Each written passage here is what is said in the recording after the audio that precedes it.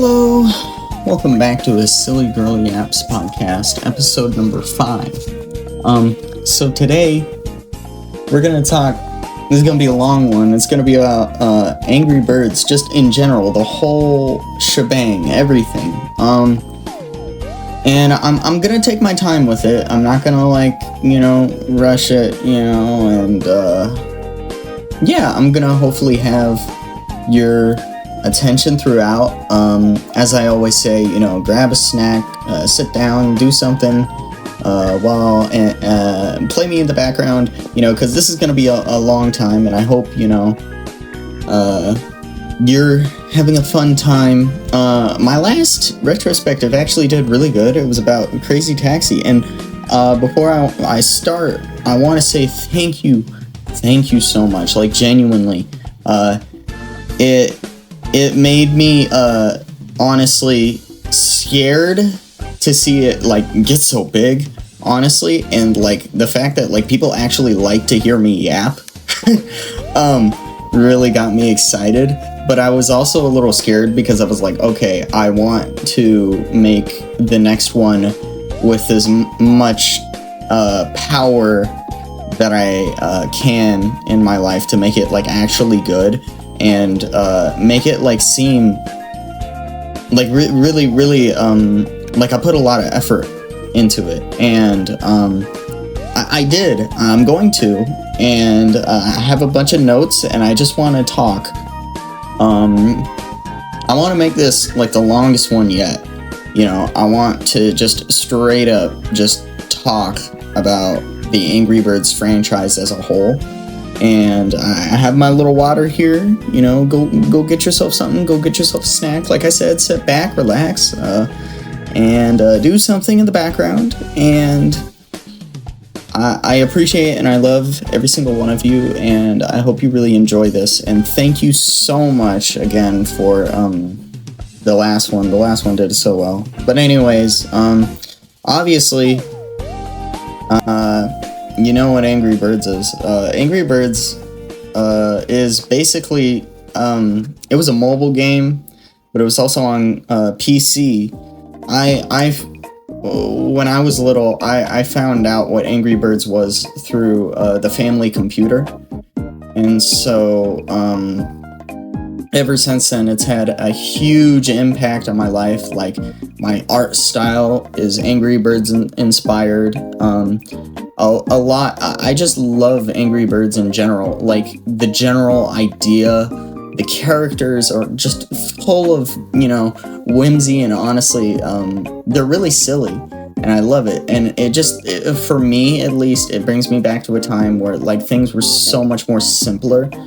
They're literally all just balls, and, don't worry, in this, I'm going to be talking about the original, I'm going to be talking about different ports, I'm going to be talking about not only games, I'm also going to be talking about the movies, and I'm going to be talking about the series, too.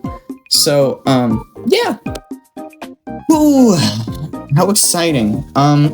Before I start, though, I want to set the mood, a lot of people, when they talk about Angry Birds, they put it into the category of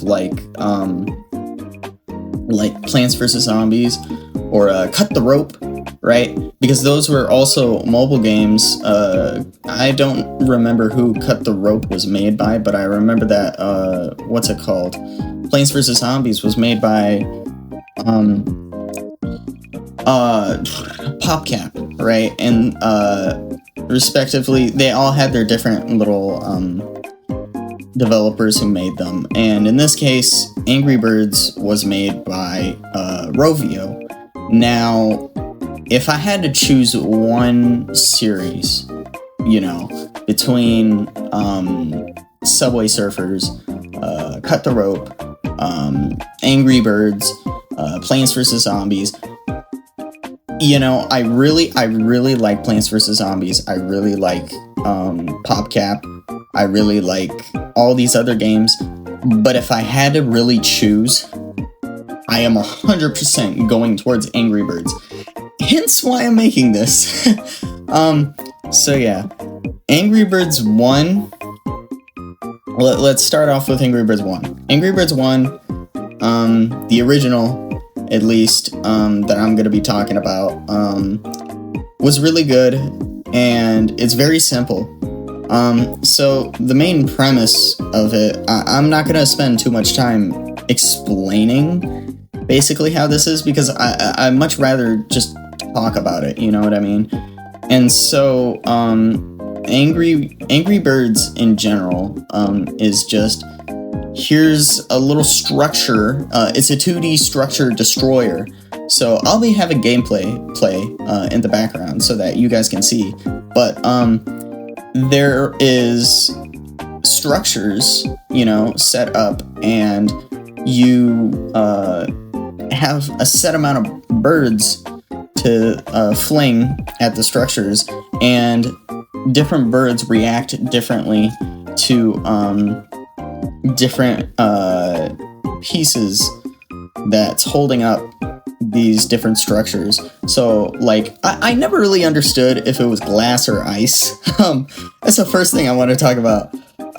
There's one structure that is, I think, ice. I always thought it was ice, but sometimes I look at it and I'm like, is that glass?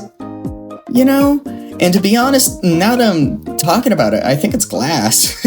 But yeah, the little blue one will attack on glass really well. And just like and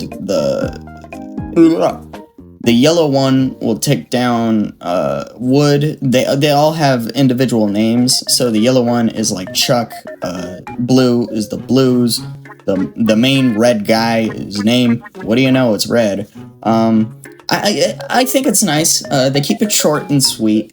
The one that plants an egg, but the egg doubles as like a bomb, is called Matilda. She's really cool. I like how the character roster is different, but just different enough to keep it like concrete to what they're trying to set forth here, and I think that's really cool. Eventually, as you move on throughout the levels, you will find different birds, and throughout that, I think it's really cool because you eventually find the boomerang one. I think that's a very good bird to mention, because the boomerang one really I think was the first one that you actually meet that was like a little bit different, where it was like, oh, this isn't a part of the main flock that I always see in all these cutscenes, And by the way, cutscenes in this game is like there's like it's like one static image, or it'll be like a comic, and I think that it's good. It gets the job done. What can I say? So yeah, I think it's really cool. Obviously they were working on a budget. This game was very, very well made for the time, and a lot of people say that it was also the idea was stolen by Rovio from I think the name of the game was Castle Crashers, where they would just catapult something towards structure and take down the structure, right? And to a certain extent, I understand where they're going with that, but at the same time, I just think the reason why Angry Birds got so far to where it did is because it took that concept and it perfected it. I hate to say it, but when you make a concept, whoever does it best, that's who's going somewhere. You know what I mean? Like, very, very specifically with games, and that's why I love to look at niche games that don't get enough credit. That's why I love playing niche Wii games. I love to play anything, really. And, as this podcast goes on, we'll definitely talk about some franchises unknown, and I would love to, expand and talk furthermore about them. Sorry, I'm getting a little off track, but yeah. Angry Birds, the reason why it works though is because it perfects that. And what it ends up doing also is it introduces characters, that you can easily recognize. Like if you put their silhouette, you'll be like, yeah, that's Red the Angry Bird. You know what I mean? Or yeah, that's the bomb one because he has the fuse on the top of his head. You know what I mean? And it's very self-explanatory, and it's very well designed in my opinion. And the fact that they're all balls, it really goes into the fact that you're flinging them into structures, and it just flows very perfectly into the gameplay. And I think that it's very beautifully handcrafted to the point where honestly they struck gold when they made this. And it came out at the right time when the App Store was just starting to rise up. Phones were starting to rise up, and that's why it did so good. But at the same time, it also I also believe it did good because this was also around the time, it was towards the end though, I'll admit, it was towards the end. This is around when PC CD-ROM games or DVD-ROM games were still a thing. Like someone would go to the store and get a case with a game on it, and I love playing them. And you pop it into your computer back in the day, and they would play it like Doom, or another favorite that I have, Farm Frenzy, or PopCat even did this. They did one with like a physical release of what's it called, Plants vs. Zombies, but they also had a physical release of Bejeweled, and the Bejeweled series. And that's another series that I want to get into. There's all these different niche computer games back in the day that would come out as PC, CD, or DVD ROMs that were, really interesting to look at. And some of them also came out on console too, like Star Wars Battlefront. That was like a double thing, and that was kind of like the double release back then. And but it was kind of cool because, like, no matter what, PC always had something, I think. So anyways, sorry, I'm getting off track, but yeah. And going on to the characters sides, I think what also really works is the fact that they have, it's a simple concept, and they don't go into too deep. But they say, okay, well, we have birds, we have structures, we have a slingshot. Why are the birds hitting the structures?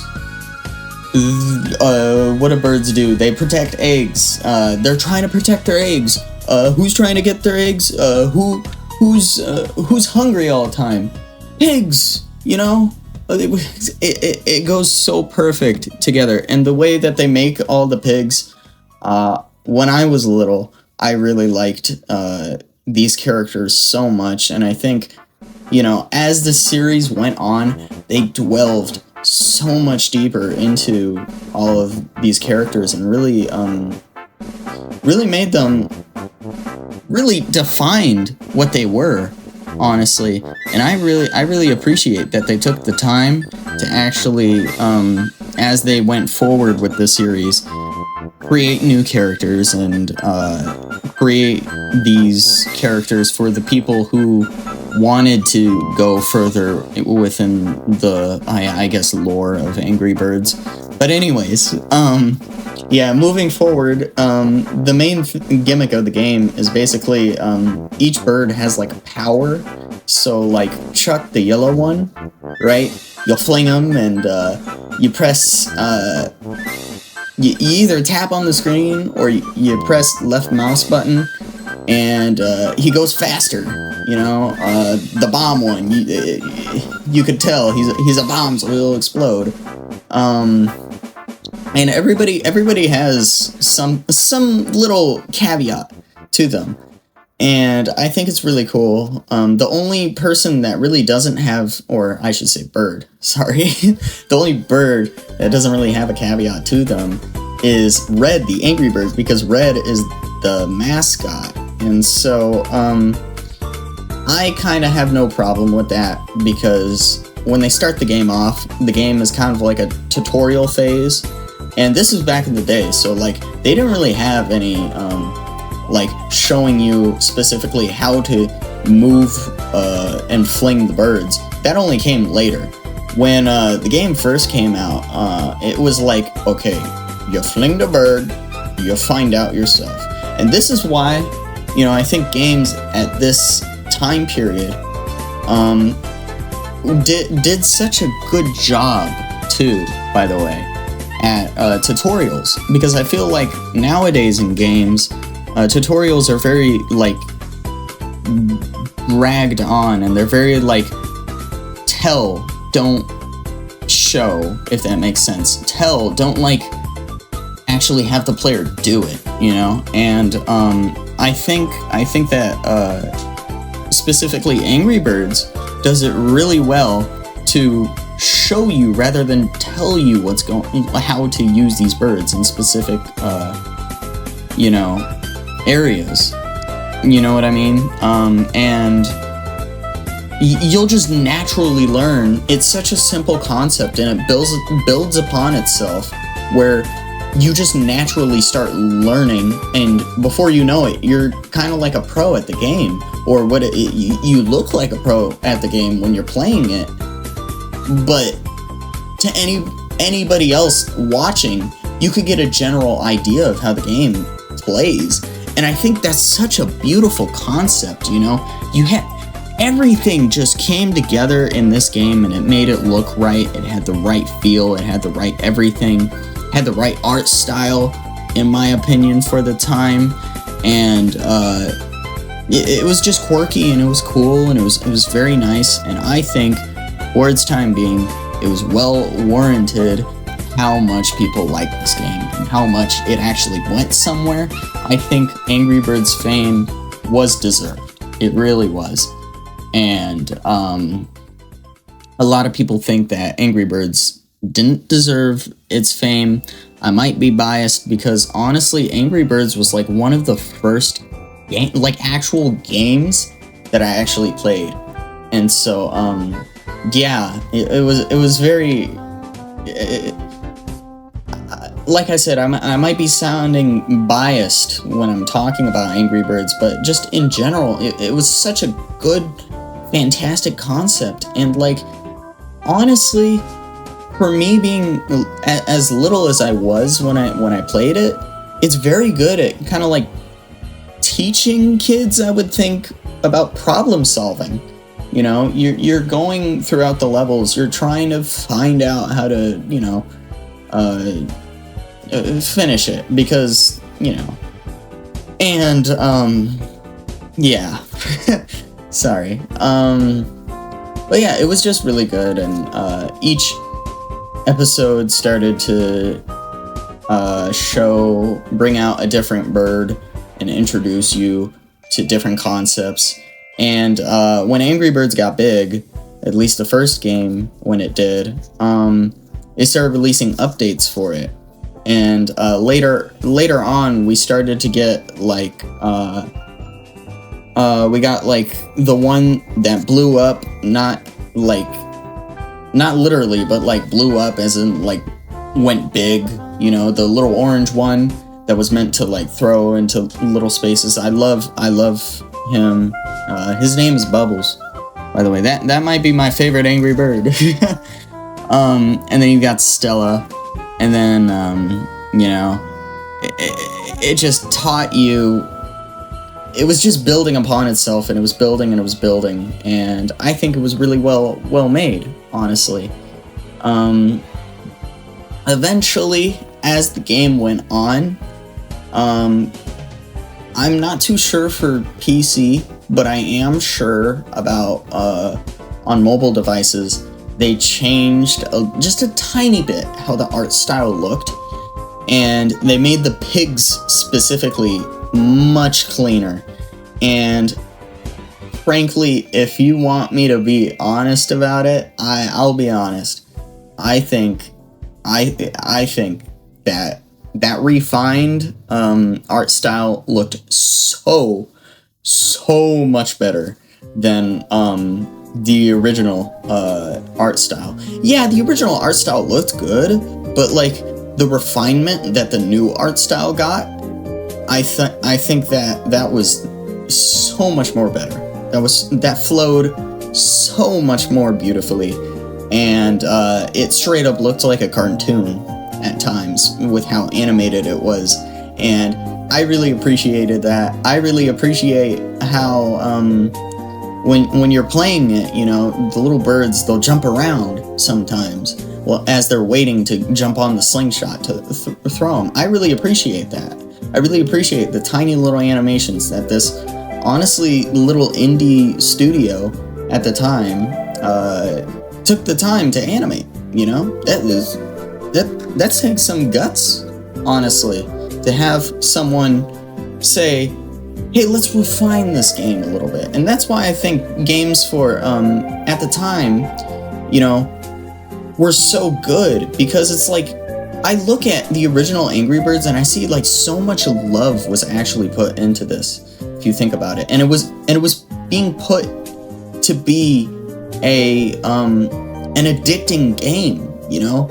It was building off of the fact that, you know, it could be played by anyone, and anyone can enjoy it pretty much. You know, children, adults, old people, you know, and it's beautiful. It's one of the reasons why I love video games in general, is just the fact that, like, there's something kind of almost for anyone, you know, and it takes you away a little bit, and it's beautiful. It's really beautiful.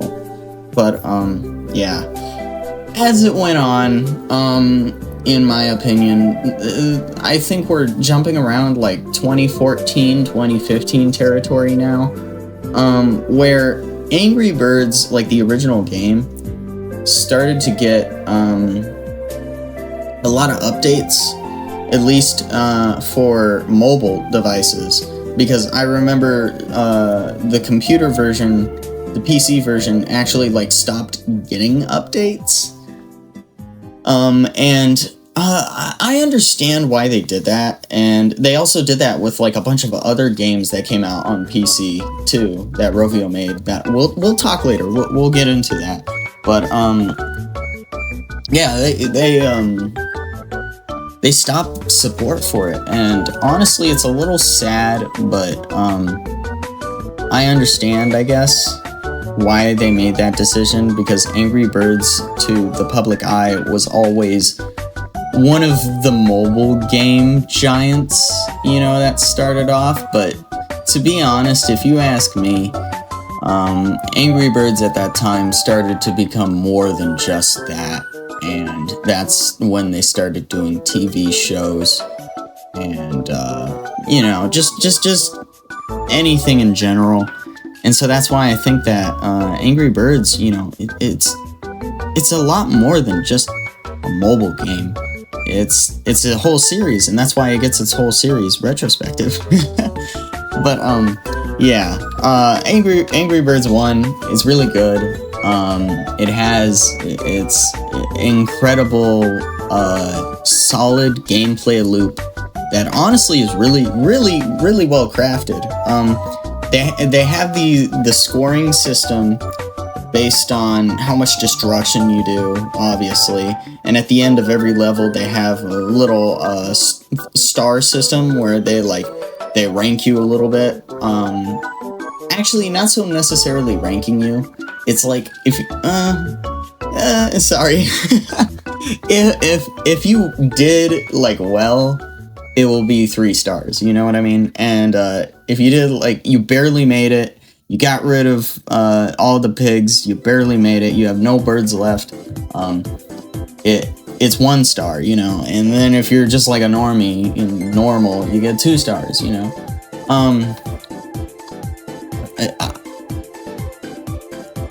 As I was little, I tried to get 3 stars on like all of the levels, but like really that's only a completionist thing. And sadly, it's rare to find me be a completionist, but I did suck it up and I did 100% the first Angry Birds, and at least the first version of the first Angry Birds on a computer. I remember as a kid. That's how much I love this game. And it's just plain old fun, you know? I find the animations, everything, you know, to be quirky and cool. There's also like bonus levels that they have in this. There were, you know, for an indie studio, they were thinking about a lot of stuff at the time, you know. For the bonus levels, they hide away golden eggs, and if you manage to hit them within those levels, you unlock that said golden egg level that corresponds to that level that you got it in. I know this is sounding really weird, sorry, but yeah, it corresponds, and you'll unlock that specific level in the golden egg episode, if that makes sense, which I think is really cool. It kind of started off, I think, what was the bonus content of mobile games, and where you find something within a level, and there you go. But yeah, Angry Birds 1, it was very good. Like I say with all of these first iterations of a franchise, it set the groundwork. It really did. It set the cobblestone, which was going to be turned into a mansion later on.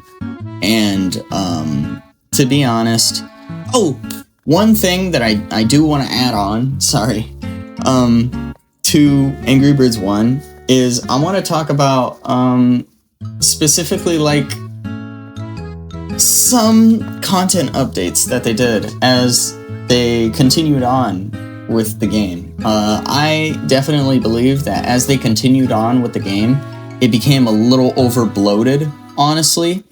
And at least the mobile version did, because there was ads everywhere, no matter where you looked. There was a different style sometimes, because for some reason they tried to change the art style, but they didn't completely know how to change the art style, because everywhere else was turning into a different art style, but then they sticked to this same original art style for the original Angry Birds, where in my opinion it's just like, keep Angry Birds 1 Angry Birds 1. You can update it all you want, but like, I would still like it to be Angry Birds 1, you know? And I don't know, I think I understand they need to get their money somehow, they need ads, but at the same time, something inside of me thinks that Rovio was a little greedy when it came to making some of these ad placements. Just in the pause menu, they started that thing where they would put their own ads in, and that was fine. I didn't really think too hard about that. It was more of like other ads in very inconvenient places, if that made sense. I get it, Angry Birds merch. I get all this stuff, but in my opinion, it's like, you know, they were on top, and while they were on top, they were trying to get more money, which kind of seems a little bad, but at the same time, I understand what you're talking about. I understand that you need that. I understand that, you know, they wanted to get as much as they could while they could. Because obviously Angry Birds 1 was the most popular, that everybody knows, everybody talks about, And later on, actually did get a quote-unquote sequel. So yeah, Angry Birds 1 was very, very well done. And there is one update that I thought was really cool. I don't remember the name. Hold on, let me look it up, because I think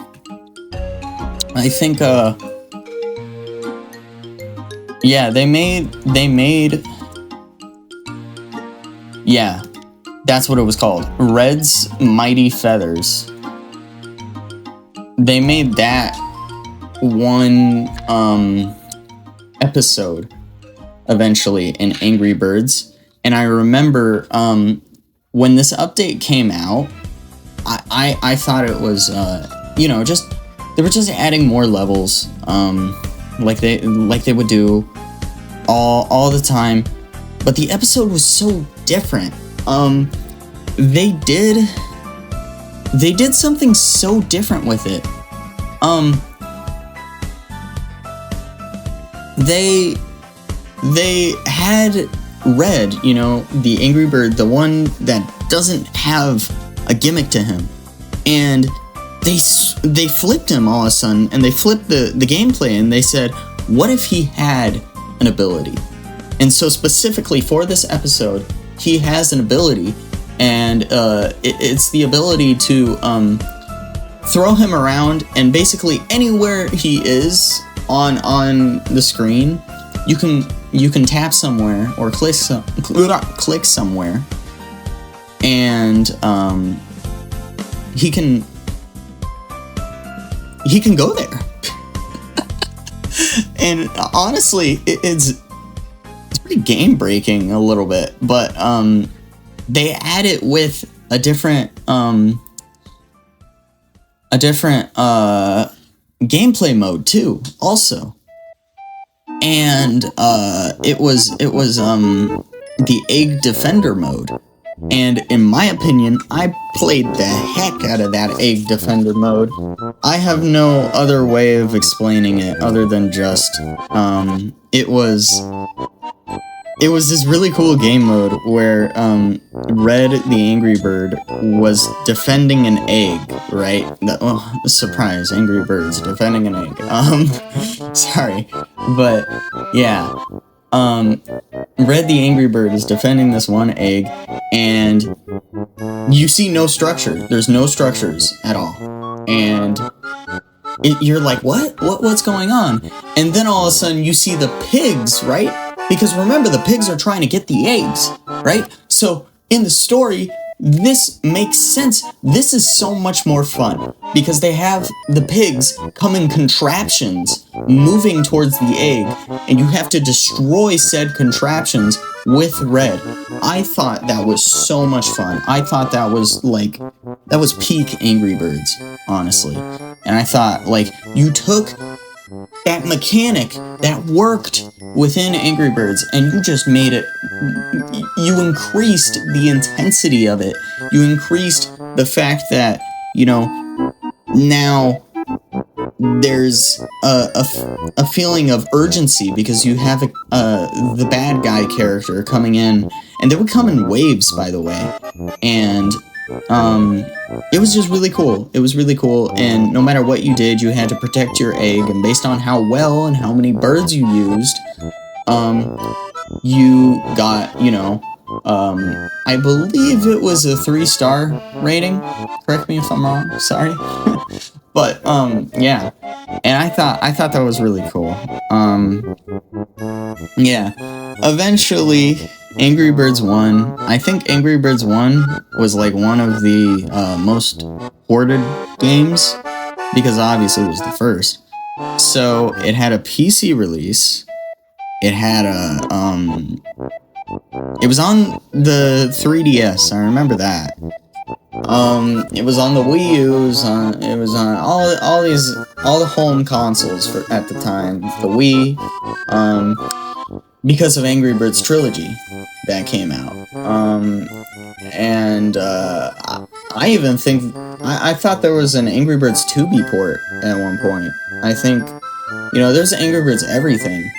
There was Angry Birds Flash. I remember it also originated as a Flash game at one point too, which it was insane. It was running on Facebook.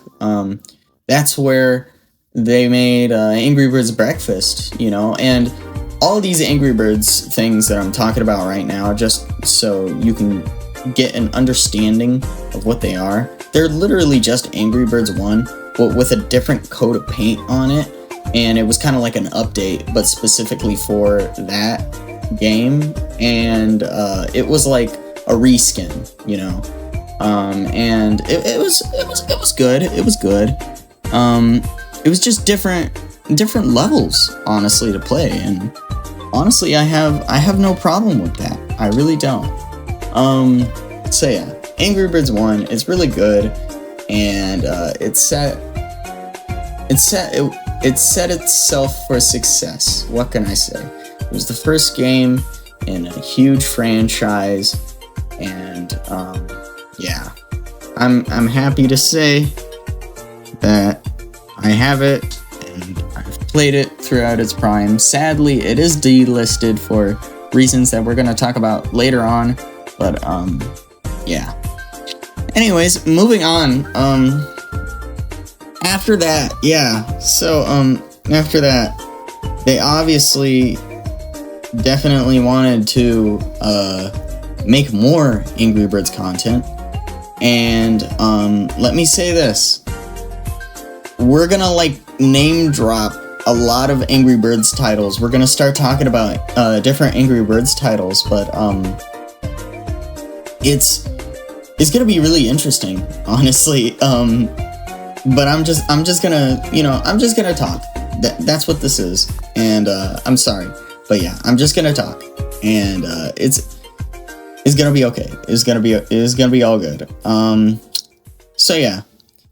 Angry Birds Seasons. Now this one, like Angry Birds, it's literally the exact same, just like Angry Birds, and it started off simple. It started off with different. It was literally just Angry Birds, but in my opinion, Angry Birds Seasons was kind of like DLC onto Angry Birds already. It was already the same thing that Angry Birds was, but it was just remixing it, because it was just having a reskin, it was now it's Halloween, so in this episode the pigs look all spooky now, you know what I mean, and they have little masks on, and they're holding candy, and it's cute. It's cool. I like that quirkiness. I like some of the songs that play. I really do. In fact, I really like the art.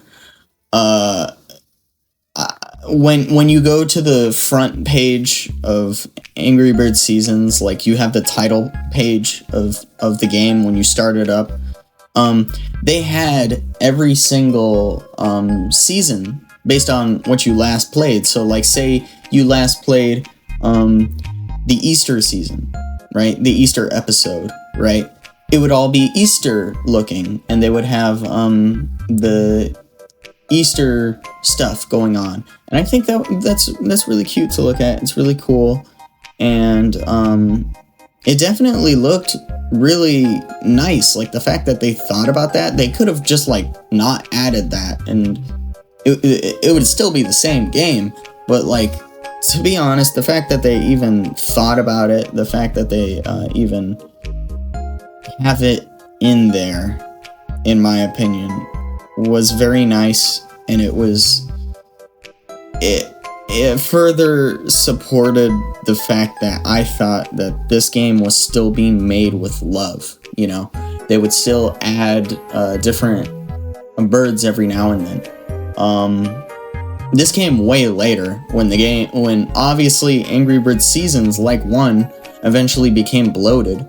Not so much on PC, because the PC also got no more support, and they just went full mobile, and Yeah, but the mobile port ended up becoming like the Angry Birds 1 port, where it was just like it started getting bloated and there was a bunch of ads everywhere. And it's kind of sad to talk about. This is why I have a hard time talking about mobile games, because most of them are just like ads, and like I understand I'm trying to take the game in for what it is, but at the same time, like if I'm playing a game and I'm really into it, and honestly, I see an ad and it kind of takes me out of it. Honestly, I'm sorry, it kind of does. But yeah, sorry. But yeah.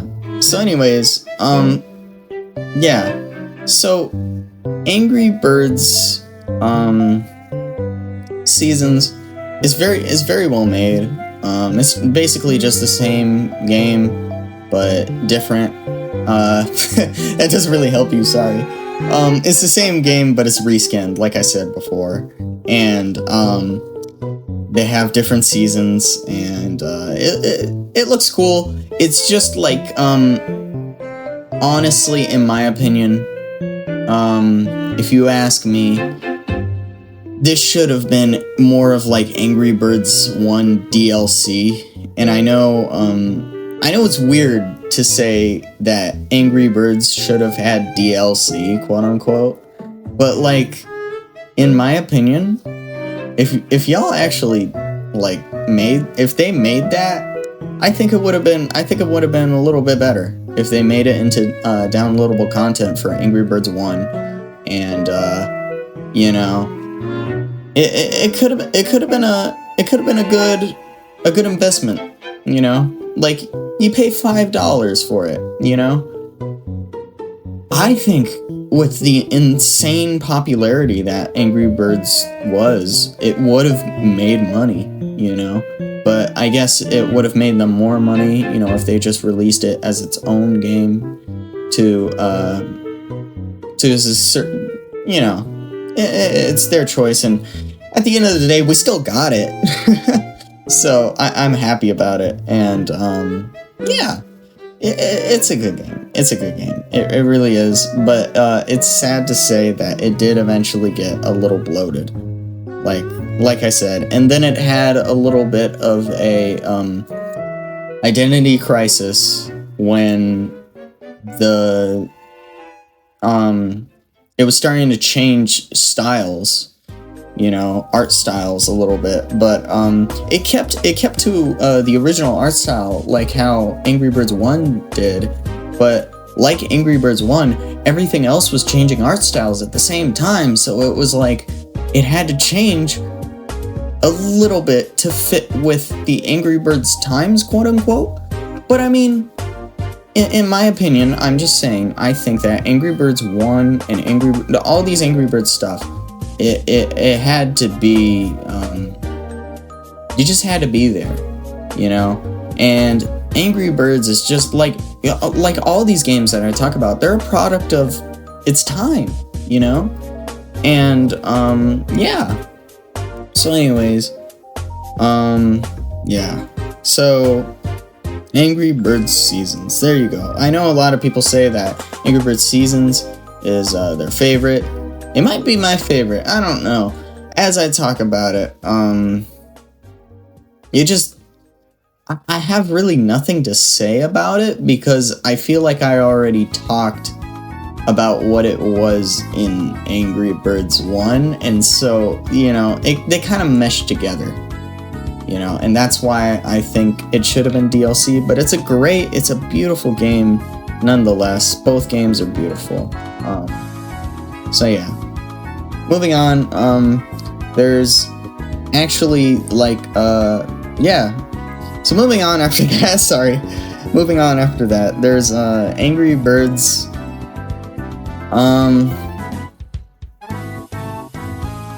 Angry Birds Space. Okay. Because everybody that I've spoken to about Angry Birds will always say that Angry Birds Space is legitimately their favorite Angry Birds game, like, ever. And to a certain extent, I understand what they're talking about when they say that Angry Birds is really good, because at the time when it was made in mind that they wanted to completely actually remix it a little bit more than how Angry Birds Seasons did. And as the title ensues, they're in space. So it's really cool. I think they deal with the whole space thing really well. They have the Angry Birds get flown up into space, and because they're in space now, they have all different superpowers. So they all have different abilities, right? But the pigs are the same old pigs, and so the pigs are kind of just like there. But it's really cool. They are able to actually play around with this remixed formula of what is Angry Birds now, and kind of just like understand it a little bit more. This is where they actually started putting, from what I remember, boss fights into Angry Birds, and I remember seeing that for the first time and hearing boss fight music, and it was like, oh my god, this is like insane. Originally in Angry Birds 1 and Angry Birds Seasons, they had like the last level, they had like the king pig, right? But they had like no caveat to it. They had no gimmick with it. It was just like, oh look, it's the king pig. You reach the end, you know. And for what that's worth, that's really nice, you know. The fact that they even thought about that's really nice. But to be honest, I much more prefer the fact that they made like individual boss fights for Angry Birds Space. I really appreciate that. I really appreciate that they have more of a soundtrack into Angry Birds Space. I really appreciate the fact that, you know, now we have much more animations in Angry Birds, and you're starting to see like the budget that they're working with is definitely increased for the time. And to be honest, it looks great. You know, Angry Birds Space, it plays, it feels, and there's scenery. It's all just really great.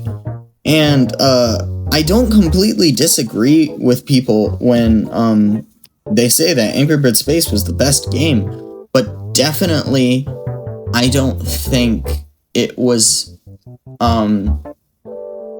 Actually, I take that back. I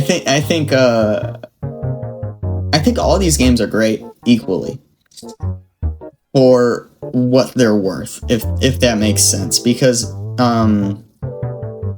you know, each of them are made with such passion, in my opinion, and every game out there is made with at least a little bit of passion, a little bit of like somebody on this team really enjoyed making what they made, and you could really tell. That's how I feel like with every game, and that's why I try so hard to love every game that I play. And I really do like, to a certain extent, I like at least one thing from every single game that I play.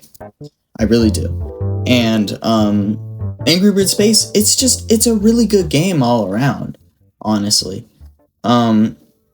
I just certainly don't think like when I think Angry Birds, I don't think, that's the one I think about, you know what I mean? Like, when I think Angry Birds, I'll be completely honest, I think about Angry Birds 1, or I think about playing Angry Birds Trilogy on my Wii.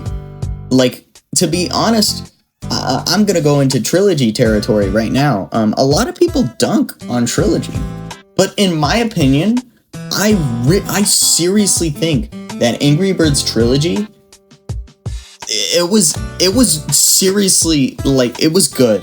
It was good for what it was. Like, I understand you're paying full price for something that really was originally free on your phone, but at the same time, I just like, I feel more engaged when I sit down, you know, and I actually play this game on my console, and it feels like they refined it specifically for this console, you know? Like, you look at the 3DS version of Angry Birds Trilogy, or you look at the Wii U version, and the Wii, and the PS3 version. They're all very stylistically, like, there's subtle differences.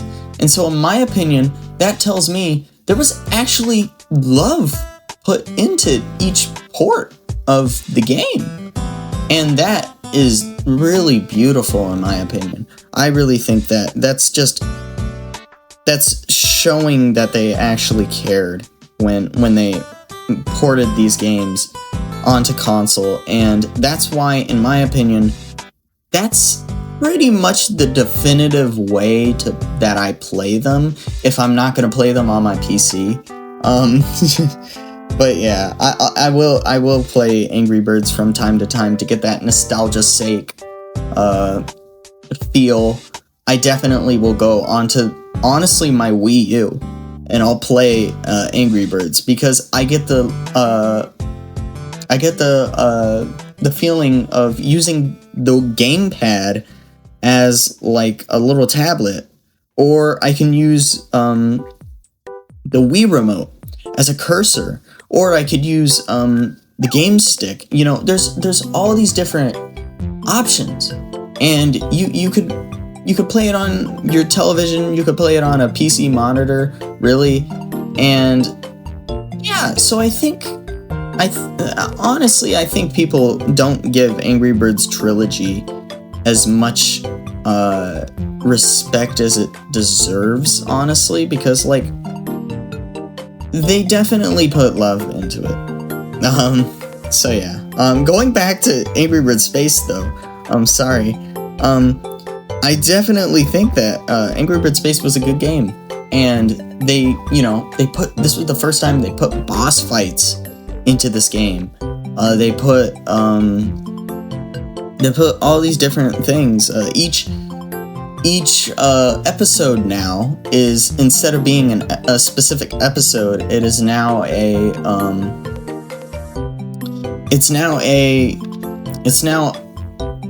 well, because they're playing around with the space aspect, so now it's a planet, you know.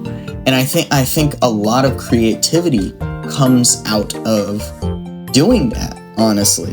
Like they made the first planet, they call it whatever. They make the second planet, they call it whatever. And there's like a water one where you play with water physics. There's one that's like asteroid, they play with asteroid physics.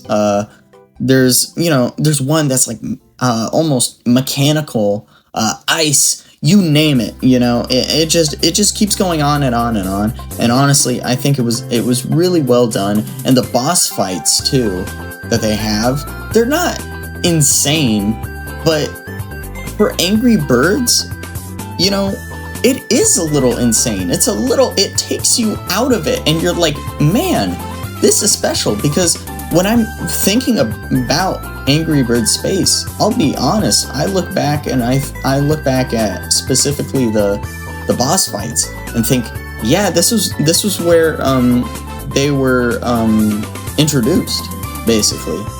This is where they got the idea of what an Angry Birds boss fight could look like, you know. And so yeah, they definitely went even more interesting with the bonus levels, you know, the golden egg levels.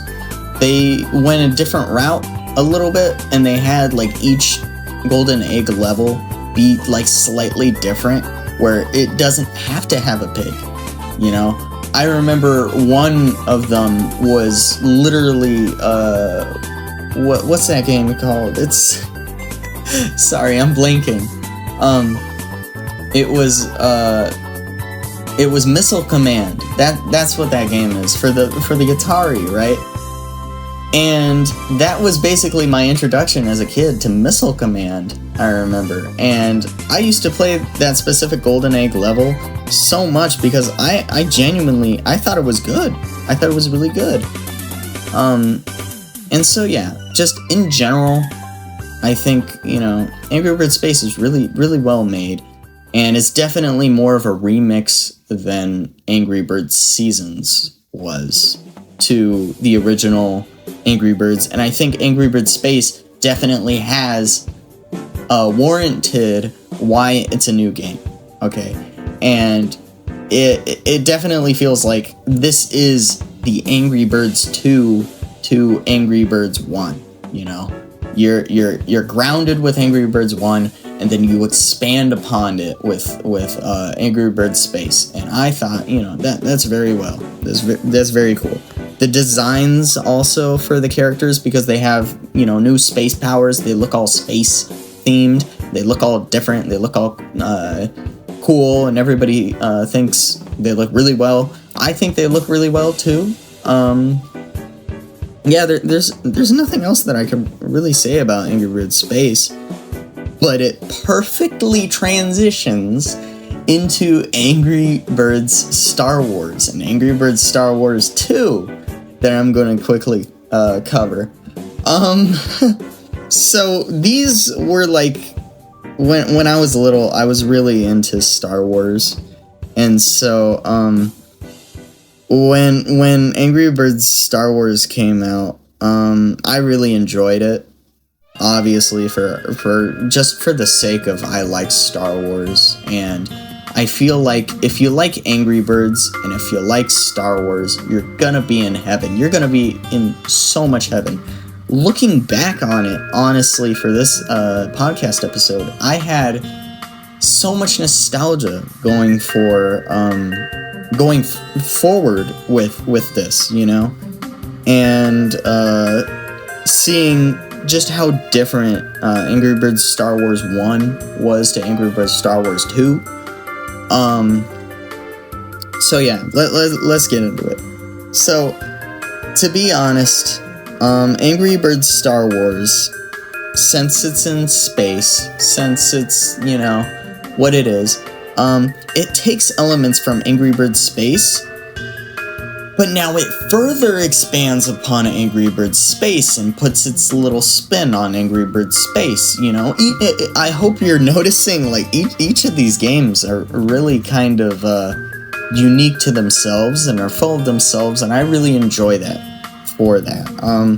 I think that Angry Birds Star Wars in specific is very well made, and it came out for PC, mobile devices, and consoles too, because this was around the time that they made Angry Birds Trilogy.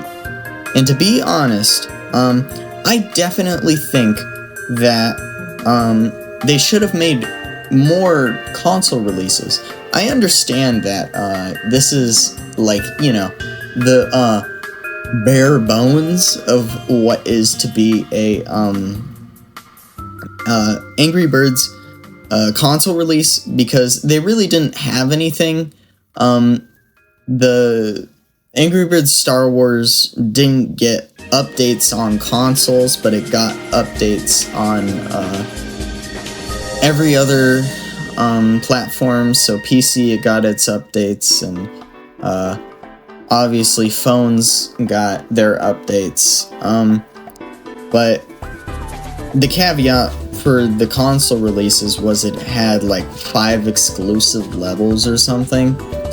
And to be honest, that's fine. I'm already gonna buy it, because just in general, I would much rather sit down and actually play these games on a console where it feels like it was a little tailored for the console experience, which I really appreciate when it comes to games. But in general, you're looking at Angry Birds Star Wars and you're seeing the same game everywhere. There's really no difference between Angry Birds Star Wars for the Wii U and Angry Birds Star Wars for the PS3. and so yeah, it was just a basic release, and no shame to them at all for that. I think it's like, they had to do what they did. And so, yeah. Angry Birds Star Wars 1 is pretty good because, like I said, if you're a fan, it just retells the story of Star Wars originally, but in Angry Birds format. And I definitely think that it's just made because Star Wars was popular at the time and Angry Birds was just hitting its peak, its absolute peak at the time. And so obviously they had to collab and they had to make this. And so, yeah. Angry Birds Star Wars 1 is really good, and it keeps that feel of the first Angry Birds, honestly. And it was really good. It was really good.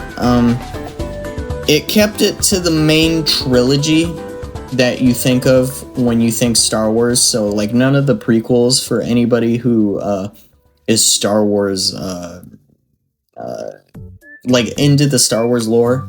I was heavily, as a kid, I was heavily into the Star Wars lore.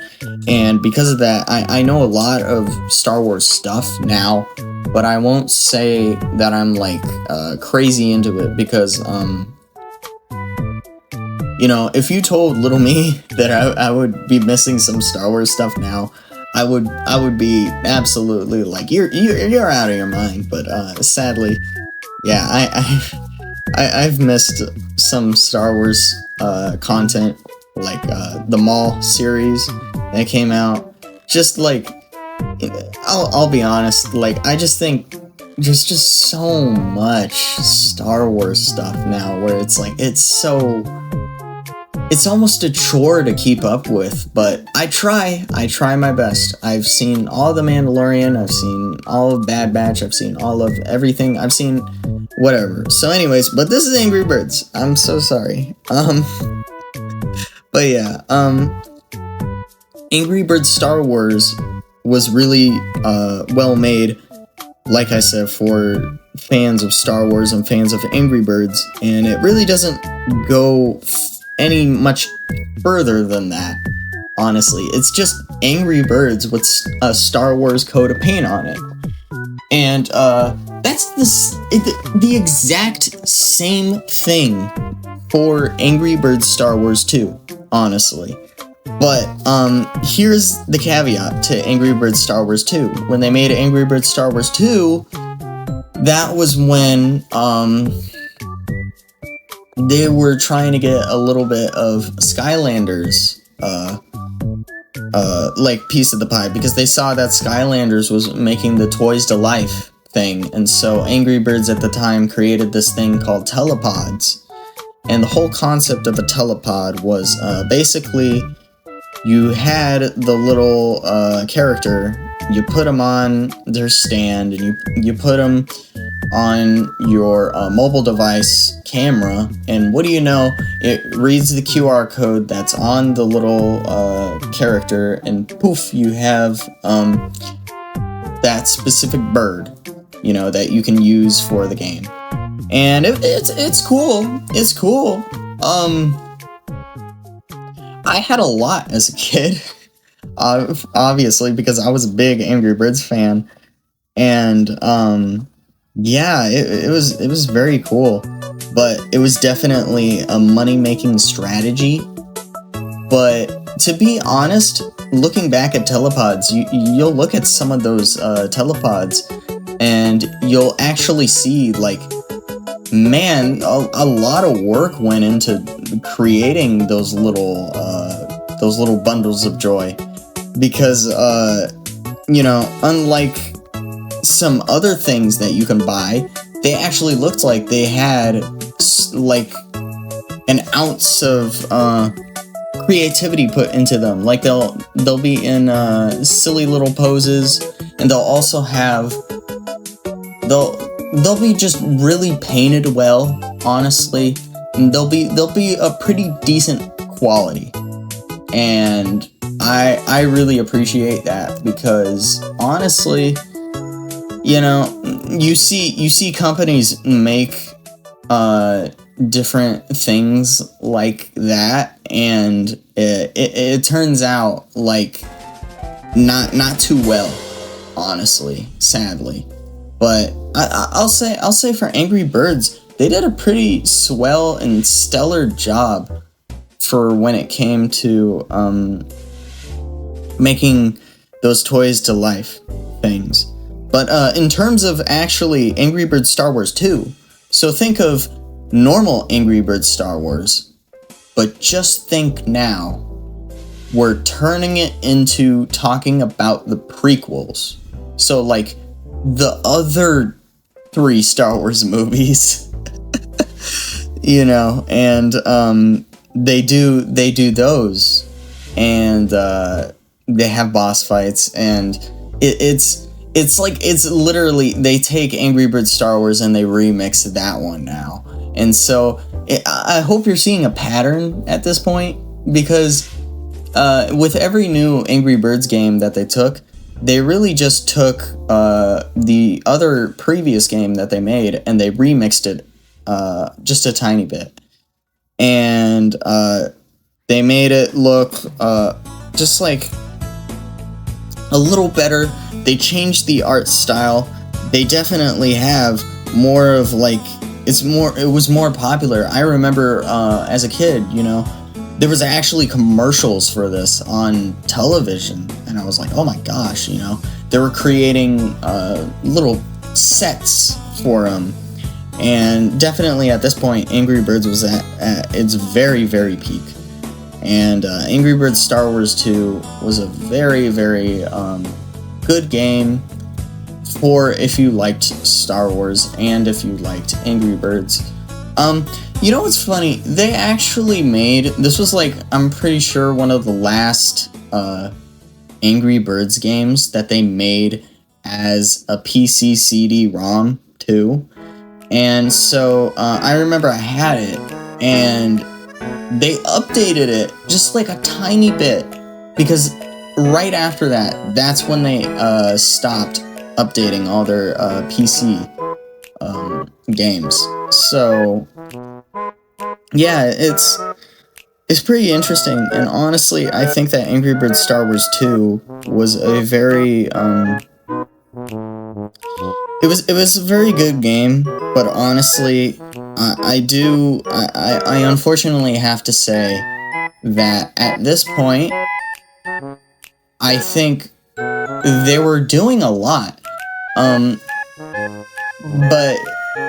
this had the Angry Birds Star Wars 2 had the issue of Angry Birds Seasons did to Angry Birds 1, where it kind of felt like it could have been downloadable content for Angry Birds Star Wars, and but its big thing was it had the Angry Birds telepods that you could use, and another big part of it was the roles were reversed sometimes. So like, if you wanted to, you could play through the pig sides, the bad guy's side, and you could be throwing pigs and going after the birds, which I thought was pretty cool at the time. But honestly, it's cool. It seems cool, and they have all these different characters, and they have all these different abilities, and it gets really creative. Trust me, it really does. And you're definitely seeing now Angry Birds grow and become bigger and bigger than its little game that it started with. So yeah. Okay, moving forward with this, I want to go a little bit backwards and talk about Angry Birds Rio and Angry Birds Rio 2, because at the time there was I think when Angry Birds made Angry Birds Seasons, and then they're like getting popular now, but not extremely popular, there was the movie Rio that was coming out, and it was a Blue Sky Studios movie, and it was about a blue macaw, and I saw it as a kid, and I thought, it has amazing music in it. It's a really well crafted movie, and obviously you could definitely see a lot of love and passion being poured into that movie. And because it's about birds, and because about that, this was basically where Rovio was like testing the waters for a to do something like this. And so what they did was they just went straight into it, and they made Angry Birds Rio. And Angry Birds Rio is literally just what I've been talking about before. I hate to say it, but most of these games are reskins, honestly. But it just tells the story of Rio. It keeps the original design that Angry Birds originally had. And it talks about, Angry Birds, whatever, and they make, pretty much they made Angry Birds whatever, with Angry Birds Rio, it was literally just the movie. And but what was actually kind of cool is they had the boss fights in this, again, like Angry Birds Space, where it was like special, if you ran into one. They had a new bird, which was the blue macaw, Blue, and Jewel from the movie. It was pretty cool. It definitely had love into it. I just think it was more so done for the expansion of Angry Birds as a franchise. And to be honest, it's okay. It's really okay. They have to survive as a franchise, and I understand that. And I think it's really cool, and I think it's cute for what they do. And yeah. So they made that, and then the second movie came out, which was Rio 2, and so they followed that up with an update, not a full game, but an update to Angry Birds Rio, which turned Angry Birds Rio into Angry Birds Rio 2. But there was a caveat to this, where it was like a little switch that you could flip within the game, where it made itself like, okay, here's Angry Birds, and here's Angry Birds, here's Angry Birds Rio, and here you can switch into Angry Birds Rio 2. And like this, okay, I think is where we get into, this is what DLC could have looked like if we were making a Angry Birds DLC, like I was talking about before, and to be honest, like, I think it was pretty well done. The way that they did Angry Birds Rio 2, they just packed it in with Angry Birds Rio 1. They made it a little switch. You switch it, you turn into Angry Birds Rio 2. You switch back, you turn into Angry Birds Rio 1, But the games they played the same, but they both, were remixed in two different ways. But at the end of the day, it was still kind of like, this is Angry Birds. This is the same game you've always played. So, yeah. A little additional game to talk about too, that I haven't really delved that too much into, was Angry Birds Facebook, which was Angry Birds Friends. Angry Birds Friends was originally a game on Facebook, and I'm pretty sure it was called Angry Birds Facebook. That's why I called it that. Sorry, because that's how I remember it being. It was Angry Birds Facebook, and I remember it was just exclusive to that. But eventually, they released it on iPhone and Android, and that became like its own little social thing. Which, by the way, is still up today. You could play Angry Birds Friends, which is interesting. Where they have like leaderboards, and they changed. You know, they had done the Angry Birds Seasons things, but it was much more based on the time that you were playing the game. So, like, if you're playing the game during Easter, you had the Easter tournament, you know, and it was very, to be honest, Fortnite-ified, where it was like Battle Pass a little bit, you know, and it's like, yeah, it was kind of cool. I remember it for the very cool, like, niche ideas that came out of it sometimes. Like, specifically, I'm really big on zombies. There might be a podcast episode in the future about them, you know, just saying, where I talk about whatever. Sorry, but yeah, there was one about zombies where it had, you know, the classic pig, you know, you hit them, but here, after you hit them, directly under them would come up an undead version of the pig, and you had to take out that one too. And I think that was so amazing, but they kept that only for the Halloween tournaments, okay? And so, how is one supposed to, you know, play that now?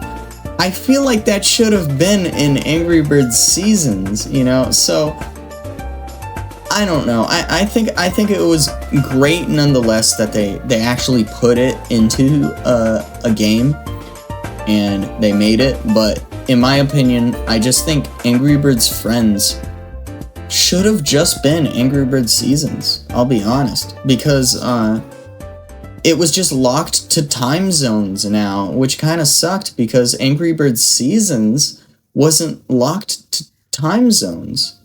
So, yeah. So anyways, later on down the line, Angry Birds Friends turned, you know, they changed the art style a little bit, and everything started to, play just a tiny bit differently from what you remember, and, so yeah. But it's Angry Birds. It's a good game. Anyways, after that, yeah, I feel like I'm going through this, really fast, sorry, because there's only so much that I feel like I can say about some of these Angry Birds, titles, because it's like, they're,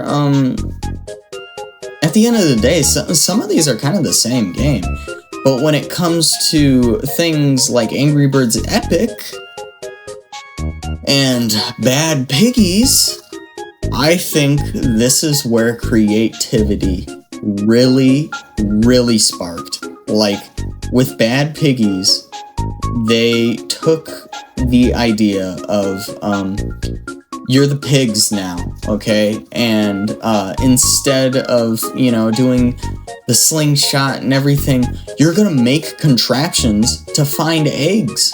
You know, you're gonna go from start to finish, you know, with this contraption that you make. And to be honest, for anyone who hasn't played Bad Piggies, it's literally baby's first engineering class. And to be honest, it works that way. It really does. It feels great. It feels like an old Flash game that has a lot of love when you're playing it. Like, when you're playing it, you'll see the pig inside of your contraption. Like, look around, smile, you know, sneeze sometimes. And as you're going, the pig will react to some things, and it's really cool. And they have like certain requirements to get different stars. Like if you want to get 3 stars, you have to get to the finish line in under so many seconds. It's very cool. And what's even more cooler, I think, is the fact that this was all using the refined original Angry Birds style that I think was the best style to choose when you're making an Angry Birds game in general. And so, Bad Piggies honestly really hit the mark for me. Angry Birds Epic too really hit the mark for me because it was literally an RPG game, but just Angry Birds, and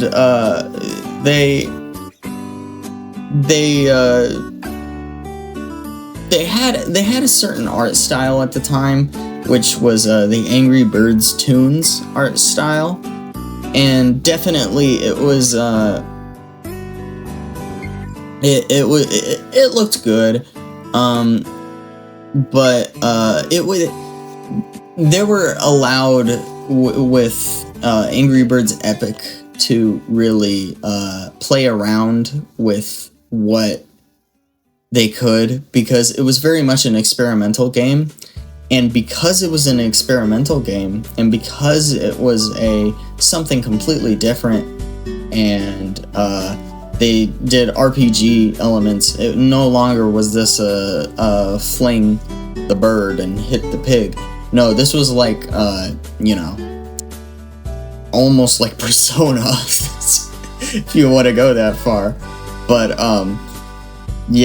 and it was like, wow, this is an RPG, but it's Angry Birds, it's very weird. And they got, Sonic to be in it, and they were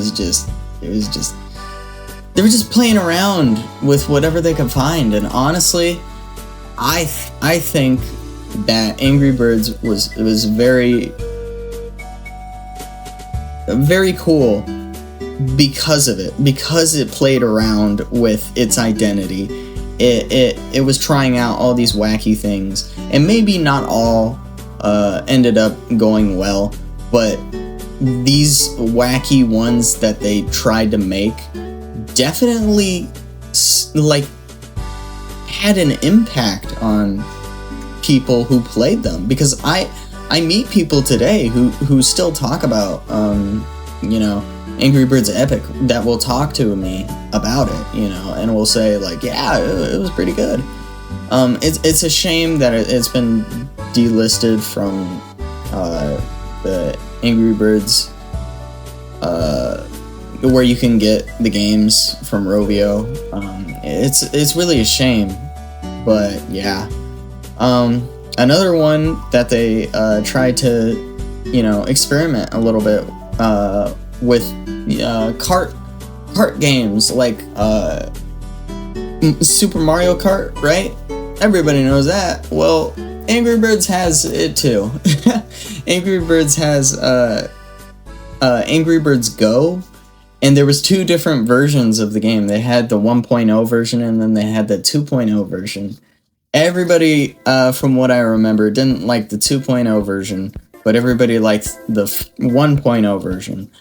I, to be honest, liked both versions of the game, and I just remember the 2.0 version that they had the updates with. It was very ad oriented, so like there was a lot of ads everywhere, and you could definitely tell a timeline. Now that I'm like telling you about all these things, you can definitely see a timeline where some of the corporate greed started to get into Angry Birds when it started to become such a massive success, And Angry Birds Go was obviously a very, very good game, in my opinion. It was it did the kart racer very well. when you were playing it, it felt smooth. They made the game like super smooth for a mobile game that was three-dimensionally rendered. And to be honest, like I think they hit the mark very well. Like I see Angry Birds Go, and I think, you know, they really did well with when they made the game, honestly. And you know, they also had the ability of having telepods be able to work with it, and because of that, they had like special little telepod looking cars that you could put on, and you could be like, I could use this car, that car, whatever. Yeah, it was very kart racer, Mario Kart inspired, and like I said, I really enjoy it because it did something different. It really did do something different, and it tried to be different, you know? It tried to be different. It really did. And I really enjoy that. I really respect it. I don't think Angry Birds Go is the absolute best that the Angry Birds series has been, but I do think it's a highlight. I really do. And I really do think that they just had love when they were making it, you know? And I think that's what matters more. The fact that they wanted to make kart racer Angry Birds, you know? And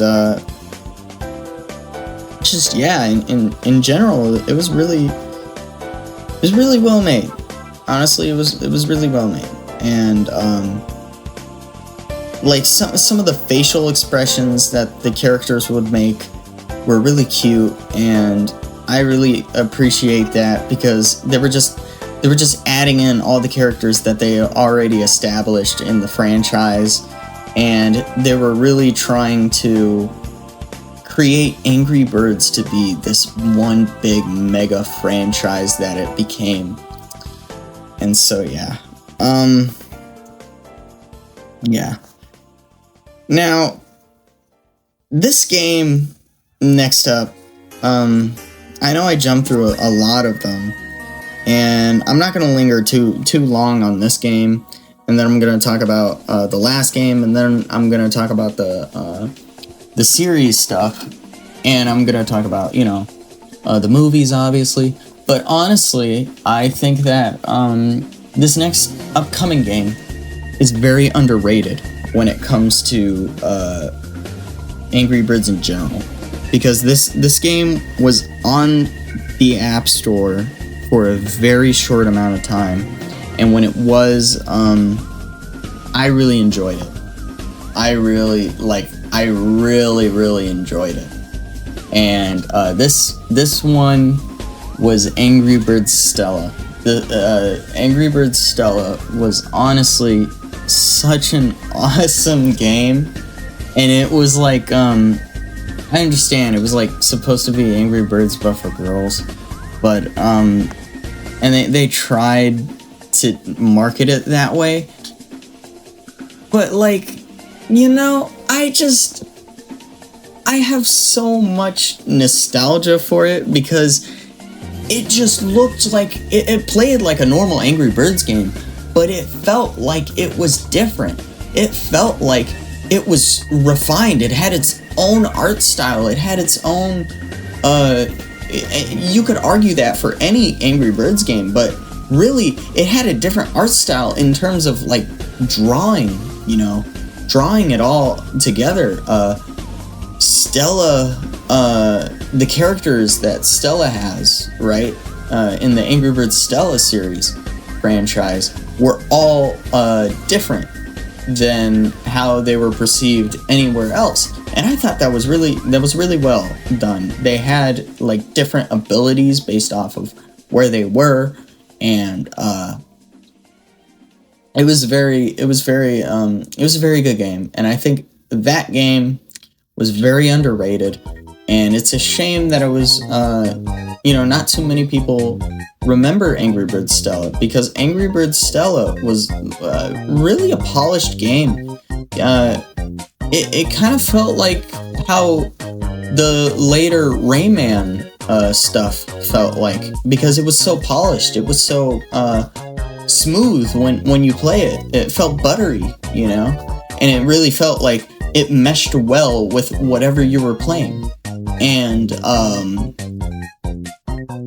I know definitely that the next game that I talk about, which is Angry Birds 2, the official Angry Birds 2, quote unquote, that they made. That one definitely feels buttery smooth also.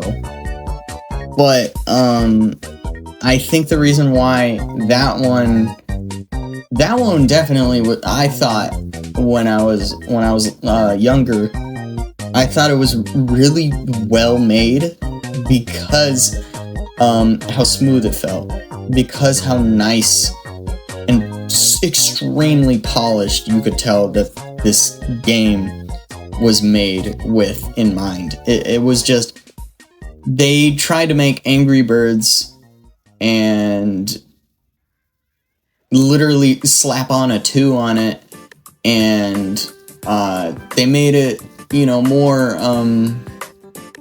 in line with the cartoons and how the cartoons acted, how the cartoons looked, but said, what if you're playing the cartoon? And honestly, that's really cool. But one thing that did have to get sacrificed when they made that, I think, is the difficulty spike. Because now the magic of trying to find out how to pass a specific level, problem-solving skills, I should say, is kind of left in the dust. Because now, when you play Angry Birds 2, there's just auto-generated levels. There's just really basic levels that, honestly, in my opinion, I feel like anybody could really pass. And they're kind of easy to get 3 stars on. And to be honest, it's kind of sad, but also I understand why they did that. And I don't hate the game for that. I don't hate the game that much in its current state. I think right now, I don't play it anymore because it definitely feels like it was overbloated, like every other game has been, as they kept adding on into Angry Birds, and it was just, it became a little overbloated, sadly. So, yeah, but Angry Birds 2, definitely, it had some character when they first made it.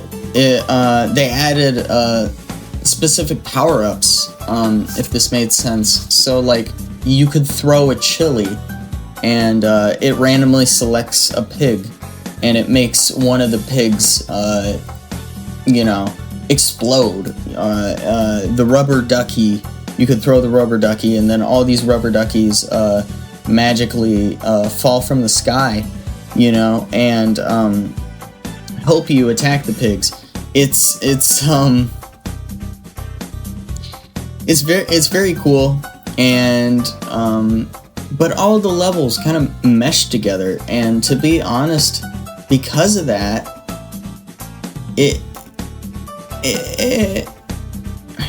I don't want to say it becomes a nothing sandwich.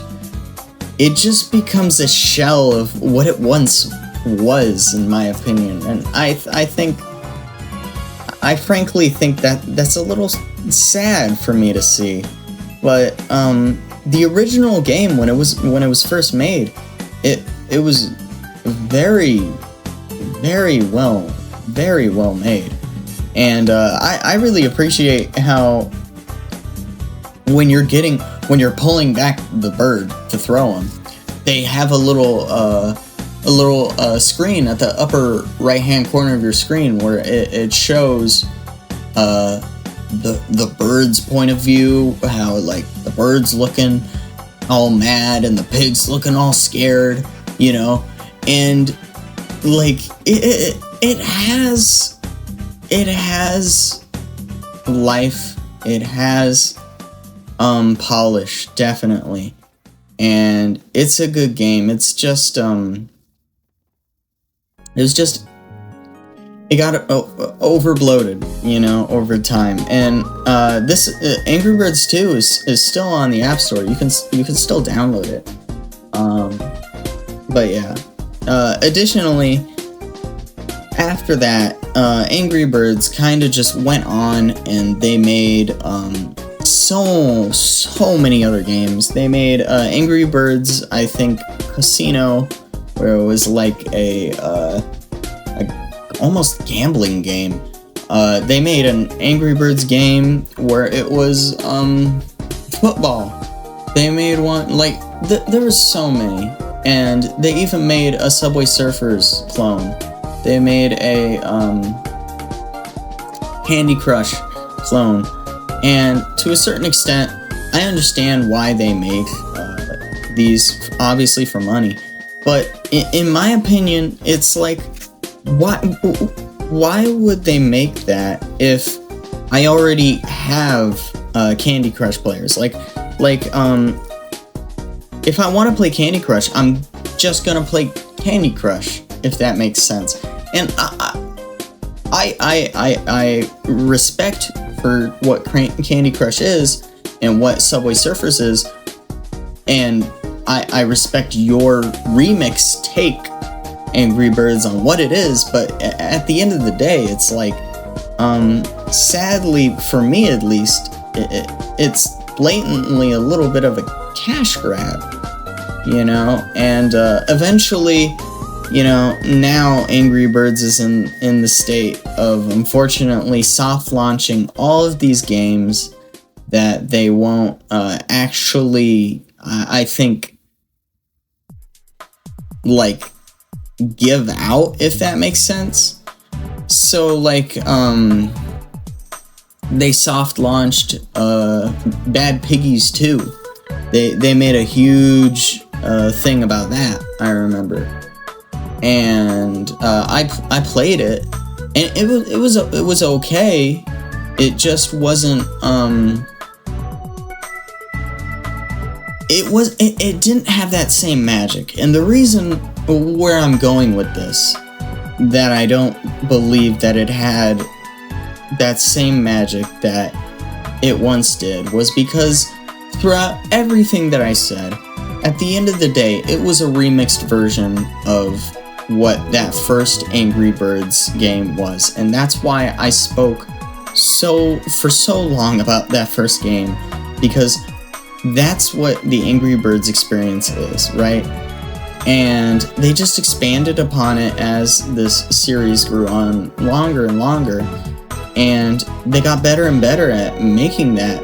And to be honest, the developers, it felt like it, from my perspective, wanted to make these games most of the time.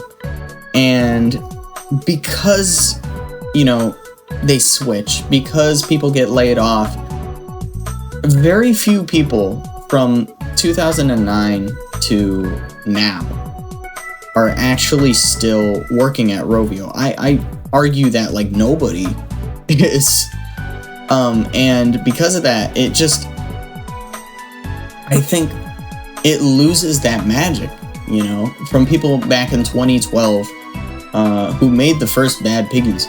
When they made Bad Piggies 2, they went for a cel-shaded look to it, and now it looks like the movie designs, you know, which we'll get into that, the different art style, you know, and where I understand that, but at the same time, it's like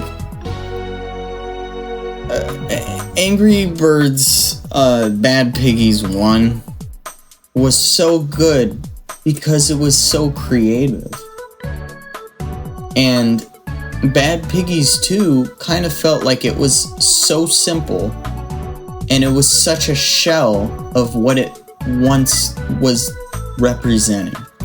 I still think it was a good, like, obviously love was put into it because there was more of a story now. I remember when I picked up that game, they had more of like a story between what was actually going on, and I was like, oh, Angry Birds is actually gonna try to get me into a story now with these pigs. I'm on board, you know? They said that the original pig from the first Bad Piggies was like getting old, and you were his like offspring or something like that, and you were doing whatever. I forget. I'll be completely honest. I'm sorry, but there was still a little bit to go off of, you know, and I think that was very well thought of, and it was very it's very awesome. It's very cool to think about, honestly.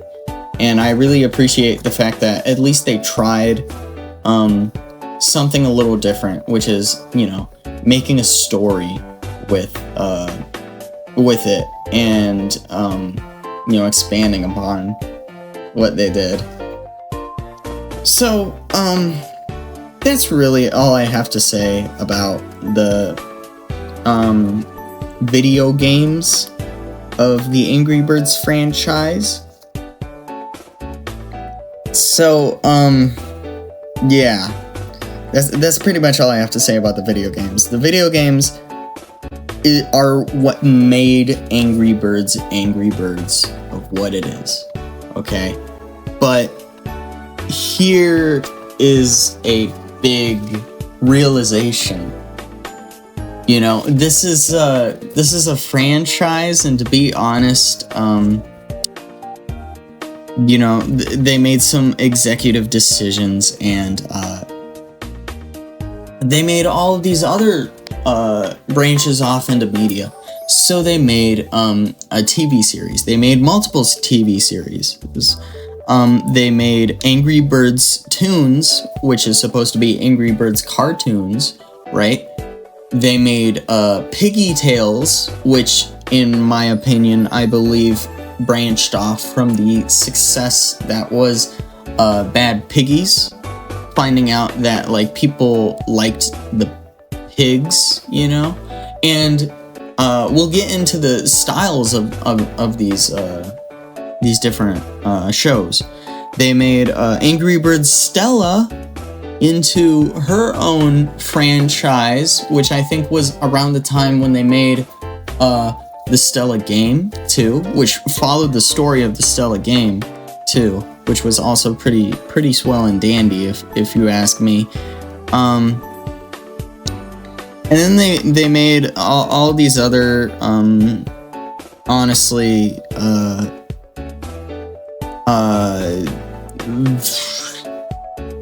other shows that I didn't really watch, but those were the main ones that I saw, and those are the ones that I'm going to talk about. I want to start off with the main one, which is Angry Birds Toons. So Angry Birds Toons is this show went on for so long.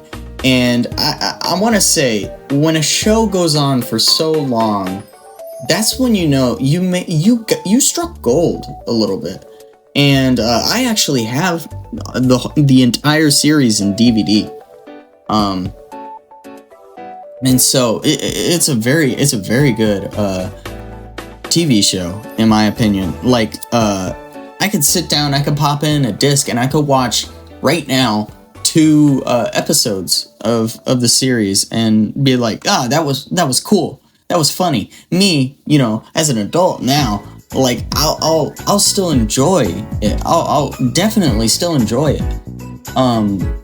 It's silly, it's kooky, and most importantly, it's all hand drawn. And you can definitely feel the love that was poured into the animation when you're watching this. They have these are very short episodes. They're like a minute each or something, where they have it really feels like it's kooky, where someone just had a random idea of like, hey, why don't we make this bird do this thing, or this pig do this thing, as like a joke, and they're like, okay, let's make a episode out of that, you know, a 2-minute episode, 1-minute episode about that, you know. And honestly, I'm all for that, you know. They don't go too wacky, but they keep it grounded, and they keep it to the idea of what you know of Angry Birds, and they play around with it. They see what they can do, what they can't do, and some episodes do really well, and some not so well, you know. But the first season, the second season, the third season, like all of them, they're all good. I have a lot of honestly nostalgia for the more older episodes,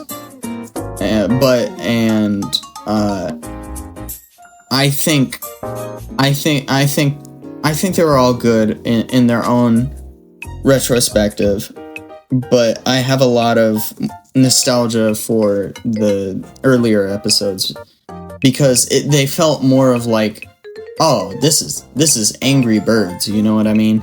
Like they would have, I remember they would have, in episode format, there would be like, okay, this episode is bird focused, and then we're gonna go pig focused, and then back to bird, then back to pig. Then after we got it all equaled, now we're gonna have this one be about birds and pigs, you know. Then we're gonna go to bird, then we're gonna pick. You see what I'm saying? And it was like it was very well thought out.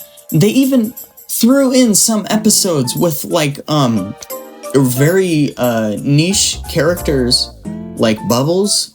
They had Bubbles always do the Halloween episodes. They had like a Christmas episode, you know. They just played around with it, and I think that in retrospective, that's very smart of them to do. It very much is smart of them to do something like this, because they just, you know, they were having fun with it, and you could definitely tell that they were having fun with it while it was going on. And not a single word, by the way, is said in any of these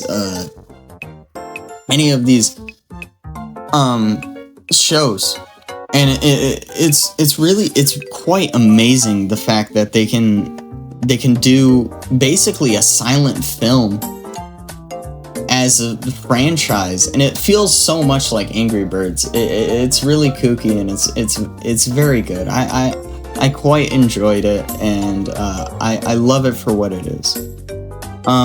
Same thing with what's it called?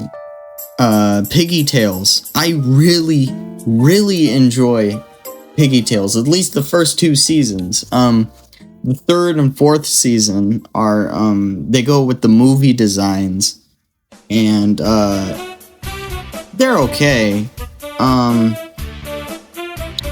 They're just not honestly what I prefer. Honestly, I prefer the original designs and how Angry Birds originally looked like they're all little balls, but you know, they obviously wanted to push the movie designs, and so they changed everything to the movie designs, except for Angry Birds Toons. For some reason, they kept Angry Birds Toons the way that it was looking, which I appreciate. And that's why previously I said that some things were changed, you know. But yeah, so it's really cool. Piggy Tales was really well done. It was the art style was very awesome too, because it was all CGI, but they made it look like it was a claymation animated series. Like it was Shaun the Sheep or Wallace and Gromit, right? Excuse me. Oh, excuse me, sorry. And like just I think that was really cool, because when I first saw it, I was really little, and so I actually thought it was claymation. And I was like, oh my god, they got, you know, people to actually animate this all claymation. But it's like the fact that they went that route to make it look that certain way, because they had a certain vision in their head when they were making it, and they had them always do some silly kooky thing in the white space, you know, of nothingness. It really felt like, you know, this is Angry Birds back in its peak, because this is what it's all about. It felt restricted, it felt very indie, and it felt, you know, because of that, no words were said. It was funny. I loved it. If you ask me what is the best thing out of this franchise, I would say Piggy Tales Seasons 1 and 2 are the best things to ever come out of Angry Birds. Really, you can quote me on that. I think that's the best thing that came out of Angry Birds, because it was just kooky, it was silly, and they were allowed to just do what they wanted and make it feel grounded, and have it still feel like it was somehow still Angry Birds. And you know, they would have specific episodes in Piggy Tales 2 where they would call back every now and then to a previous episode, like a random previous episode, where it's like, oh my gosh, like we're really gonna do that, you know? Like, so it doesn't treat you like you're stupid. It respects you if you watch it, you know what I mean? And I think that's very kind of them to do, to have like little Easter eggs to previous episodes and things of such. So yeah, and the only show that actually truly felt like a show in Angry Birds, I think, that I saw at least, was Angry Birds Stella, because this actually had like an ongoing arc that was happening. There was Stella and her pals, and then there was the evil purple bird, I remember, and she made friends with all the pigs, and she was like, I'm bad, right? Or something like that. I remember there was something about a golden egg. I can't really remember the rest of it, I'm sorry.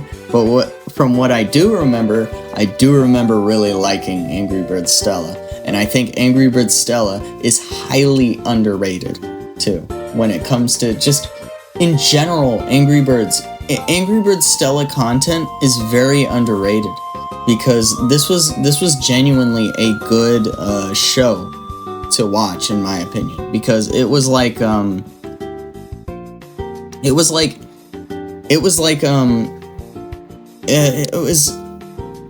actual show. Like it had a beginning, and it had a middle, and it had a series finale, and by the time that the second season came out, they actually finished the whole franchise with the second season. And to be honest, I think it was a really cool and cute show to watch, because it had its own art style too. It was CGI animated, and it was very definitely CGI animated, like you could tell. And because of that, they used that to their advantage, and they made it look very, very artsy, I guess. In my opinion, it was kind of like the K-pop Demon Hunters look a little bit, maybe, question mark? I don't know, maybe I'm pushing it saying that. Sorry. But, yeah, it was just, it was cool CGI it looked, and,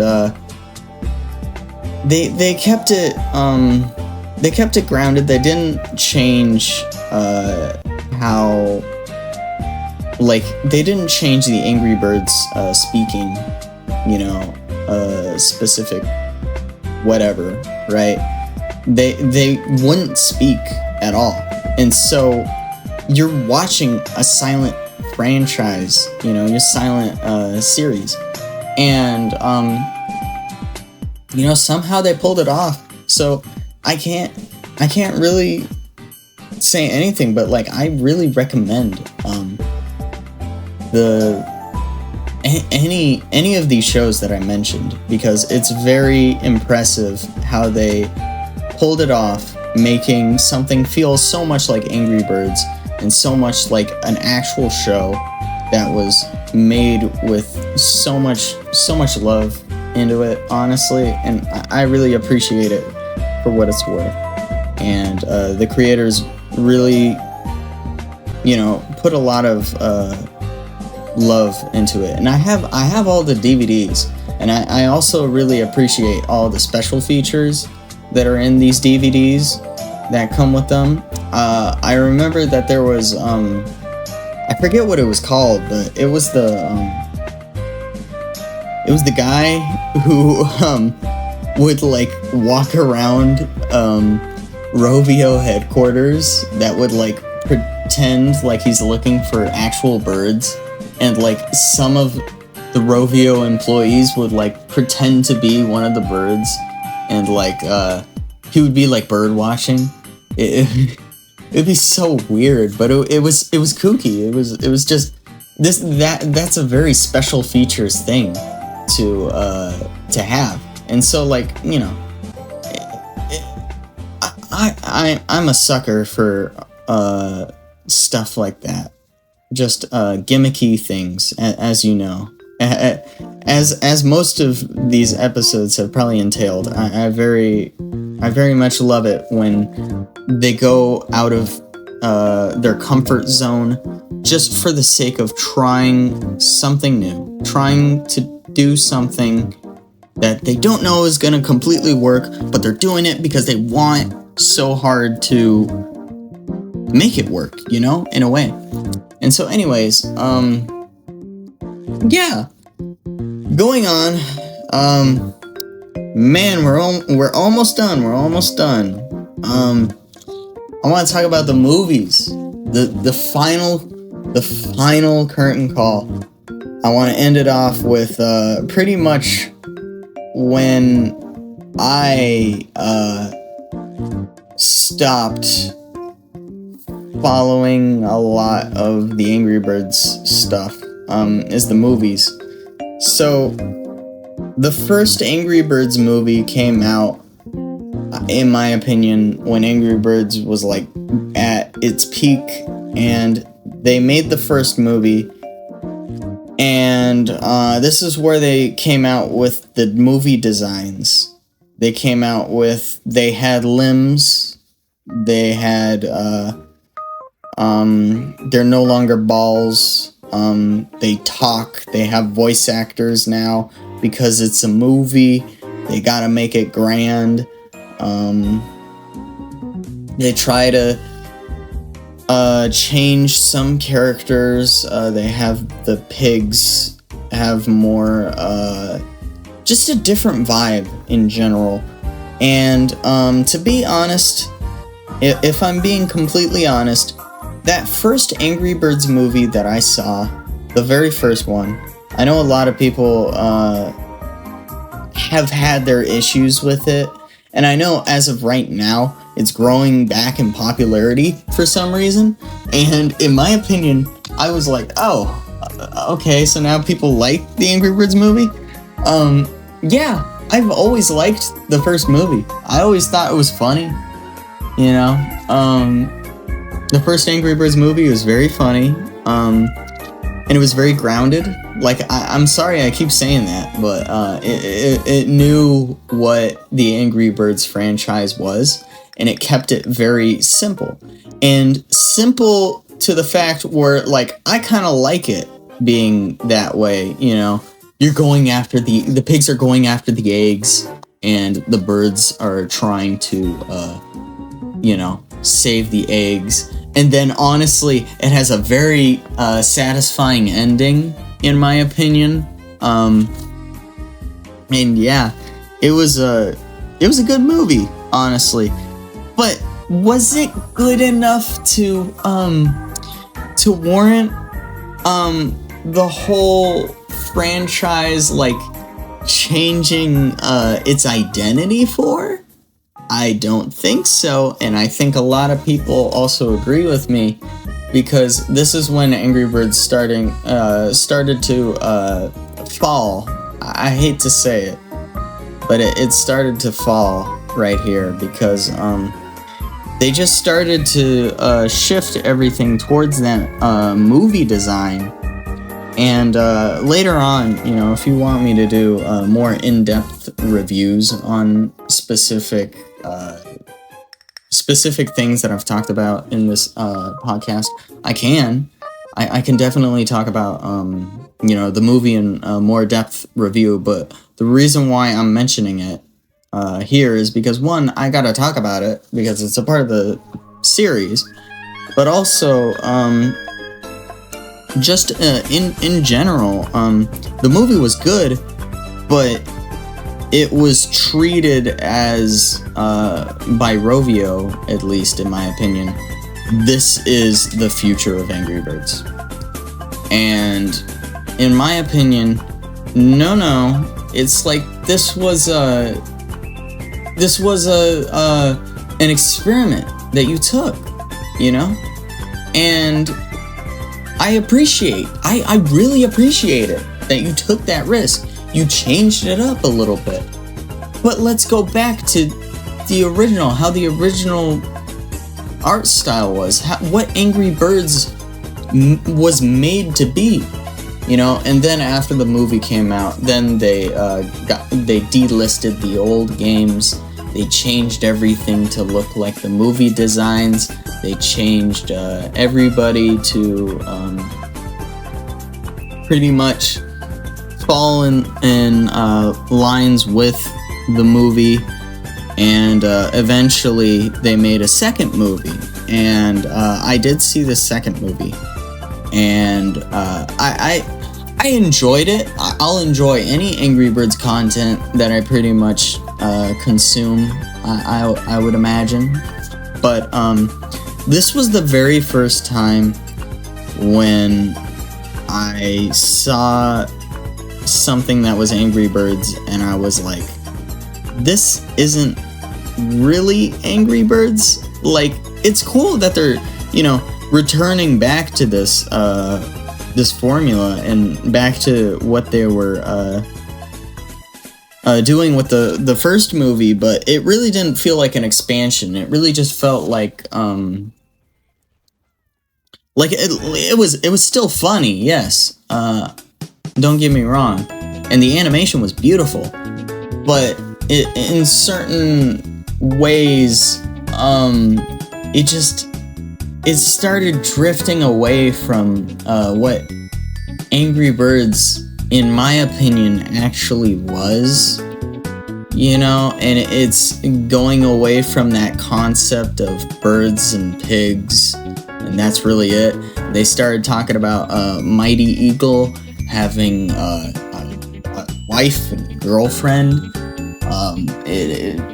I don't know, a little bit of it didn't really stick well with me, as I guess as you call a veteran of the franchise, and I'm sorry to say it, but I didn't really enjoy the second movie as much. But I do think, you know, credit where credit's due. It's a good movie. it's just not a good Angry Bird movie, in my opinion. So yeah. And I'm a little scared because seeing just now they announced the third movie, and then we finally got the trailer for the third movie.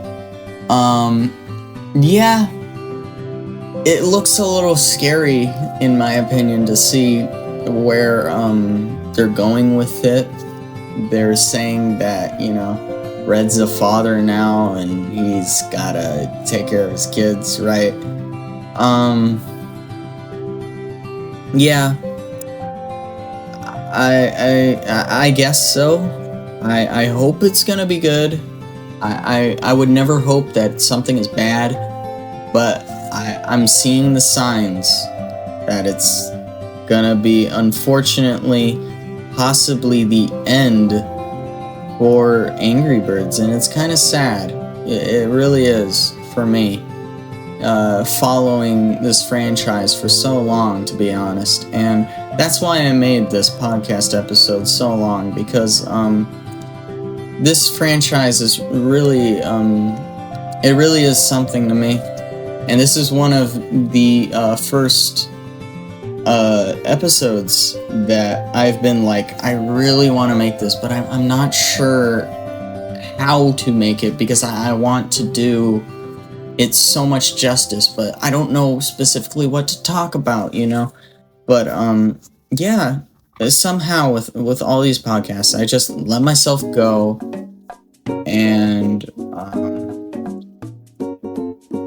it works, but just this third movie, I really do hope I'm proven wrong, and it's a good movie, but in my opinion, if you ask me, we really should have only seen the first Angry Birds movie, and they should have left it at that, So, in conclusion,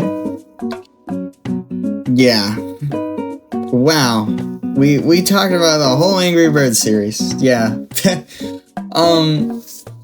Angry Birds is very special to me, and if you made it this far, I would hope it's special to you, and I thank you so much that you have listened to me talk about something that I care about so deeply, which is, video games. This is the, as I said, the 5th podcast episode.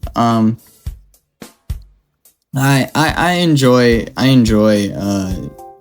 Angry Birds, and to be honest, I would love for it to come back, but at the same time, I would love for it not to, because I think we've gone so deep into Angry Birds that there really is just almost nothing to do anymore, sadly. And, actually, I take that back. There's always something to do with the franchise. It's just a matter of could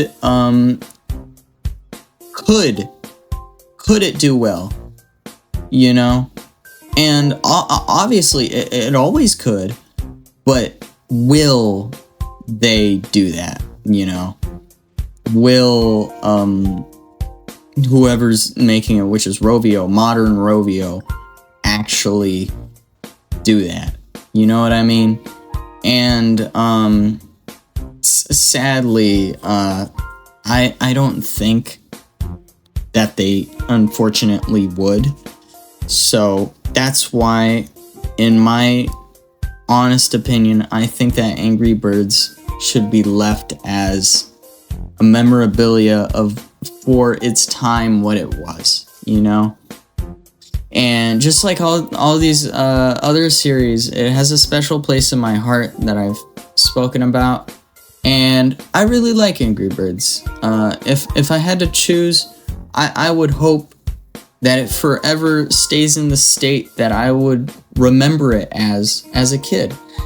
And with everything that comes out about Angry Birds, I bet you there's at least one person working on it, working on whatever that it is that they're working on for Angry Birds, that they actually care about what it is.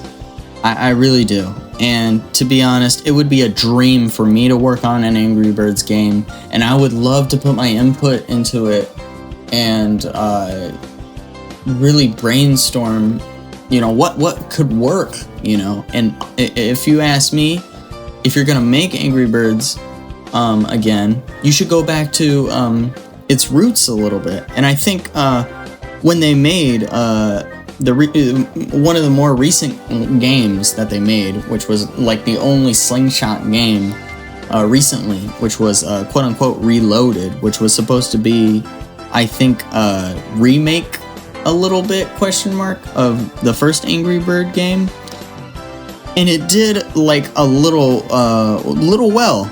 And I think for that, the reason why is because it went back to the original designs. It went back to square one after all of this remixing, all of this jumping around with Angry Birds. They went back to square one, and I think that's what worked. And if you ask me, they definitely should. I know they won't, but they should bring back somehow the old games.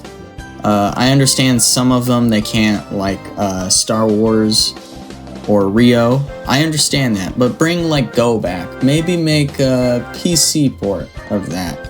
I don't know, a console port, something. But yeah, I really do wish the best for this franchise. I really do. And anything that I talked about, like please go watch it, go play it for yourself if you really can. And yeah, I hope you really enjoyed this. I had a fun time making this podcast episode. I was a little intimidated with the size and how much I had to cover, honestly, but somehow I did it. In the future, I will probably stop doing huge, big, fat retrospectives, and I'll talk about like one game that I really want to talk about, because sometimes there's only one thing that I want to talk about, and I hope that's okay with you guys. But yeah, and I definitely want to go more into movies. I want to talk about movie franchises and stuff. So yeah, thank you so much, and I hope you have a wonderful rest of your day, night, whatever. And if you made it this far from all the way in the beginning, genuinely, thank you so much. Thank you so much. It means the world to me. Thank you. I love you all so much, and have a pleasant, amazing, fantastic gymnastics rest of your day or your night. Bye bye.